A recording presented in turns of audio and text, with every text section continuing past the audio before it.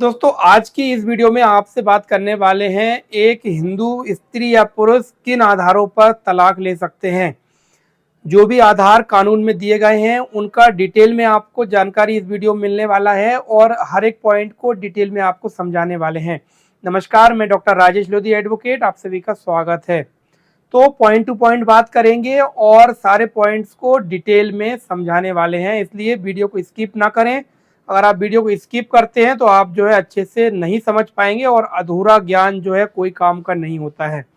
इसलिए जानकारी को पूरा समझें ताकि आपको उसका लाभ मिल सके। पहला होता है धर्म परिवर्तन। अगर किसी हिंदू महिला या पुरुष जो कि विवाहित है उसने धर्म परिवर्तन कर लिया है, किसी और धर्म को अपना लिया है और जो है उसने अपनी पत्नी से या अपने पति से तलाक नहीं लिया था, तो ऐसी स्थिति में पति या पत्नी कोर्ट में इस बात का जिक्र करके कि वह व्यक्ति अब हिंदू नहीं रहा, इसलिए उस पर जो है हिंदू विवाह अधिनियम लागू नहीं होता है, इस आधार पर तलाक दे दिया जाए तो कोर्ट जो है, अगर आप पर्याप्त सबूत दे देते हैं तो कोर्ट इस आधार पर जो है तलाक की डिक्री पारित कर देता है।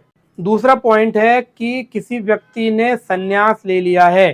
अब किसी विवाहित स्त्री या विवाहित पुरुष ने संन्यास ले लिया है, वह गृहस्थ जीवन को उसने त्याग दिया है और ऐसी स्थिति में उसने संन्यास ले लिया है, तो इस आधार पर भी कोर्ट जो है उसको तलाक दे सकता है। मान लीजिए किसी स्त्री के पति ने संन्यास ले लिया है और वह गृहस्थ जीवन का त्याग कर चुका है, तो पत्नी कोर्ट में केस फाइल कर सकती है और कोर्ट को बता सकती है कि मेरे पति ने संन्यास ले लिया है, इस कारण से मैं जो है उनसे तलाक लेना चाहती हूँ, और जो है कोर्ट इस आधार पर भी तलाक की डिक्री को पारित कर देता है।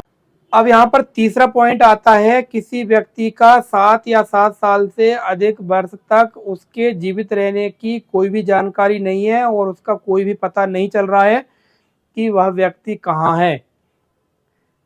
अब दोस्तों यहाँ पर इस बात को अगर हम सरल भाषा में समझें तो मान लीजिए कोई व्यक्ति है, कोई स्त्री या पुरुष है जिसकी की शादी हुई थी लेकिन 7 वर्ष से अधिक का समय निकल चुका है और उसकी जो है जानकारी नहीं मिल रही है कि वह कहाँ पर है।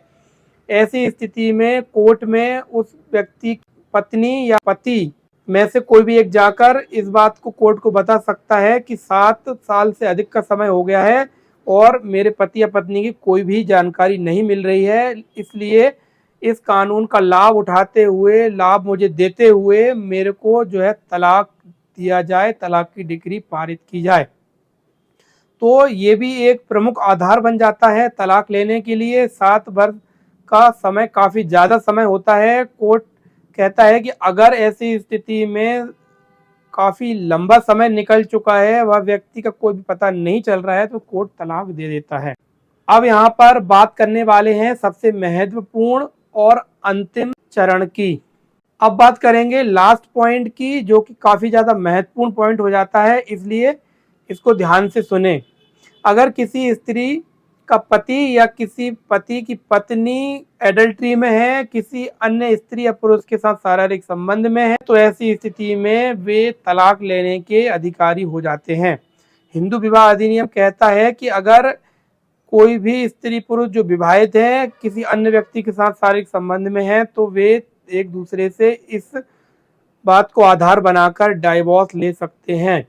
लेकिन दोस्तों इस बात को साबित करना होगा कोर्ट में। जब तक साबित नहीं किया जाएगा कि वह अन्य व्यक्ति के साथ शारीरिक संबंध में है, तलाक जो है आसानी से नहीं मिलने वाला है। तो साबित करने के लिए आप क्या कर सकते हैं, ये आप समझ लीजिए। तो सबसे पहले आपको सबूत इकट्ठे करने हैं। सबूत के तौर पर आप जो है वीडियो बना सकते हैं, फोटो ले सकते हैं, रिकॉर्डिंग कर सकते हैं। तो दोस्तों यहाँ पर सबूत इकट्ठा करने के लिए आपको स्पाई सॉफ्टवेयर आप मोबाइल में डाल सकते हैं और स्पाई सॉफ्टवेयर का उपयोग करके आप उस पूरे फ़ोन को का जो भी डेटा है उसको ले सकते हैं। अगर उस फ़ोन में आपको इस प्रकार का डेटा मिलता है जिससे यह साबित होता है कि वह व्यक्ति नाजायज संबंधों में है, किसी अन्य व्यक्ति के साथ जो है अवैध संबंध में है। इसके अलावा आपको सबूत इकट्ठे करने हैं। सबूत इकट्ठे करने के लिए आप किसी डिटेक्टिव को भी हायर कर सकते हैं और जो है सबूत इकट्ठे कर सकते हैं, या फिर आप स्पाई कैमरा लगा सकते हैं घर में और स्पाई कैमरे का उपयोग करके भी आप जो है सबूत इकट्ठा कर सकते हैं। तो ये सारी जो प्रोसेस है इसको आप करके सबूत इकट्ठा करें। सबूत इकट्ठा करने के बाद में आप आसानी से कोर्ट में तलाक ले सकते हैं। तो सारा डिटेल हमने आपको इस वीडियो में विस्तार से समझाया है। अगर आपको जानकारी अच्छी लगी हो तो लाइक कर दीजिए और हमें सब्सक्राइब कर लीजिए ऐसे ही कानूनी जानकारियों को प्राप्त करने के लिए।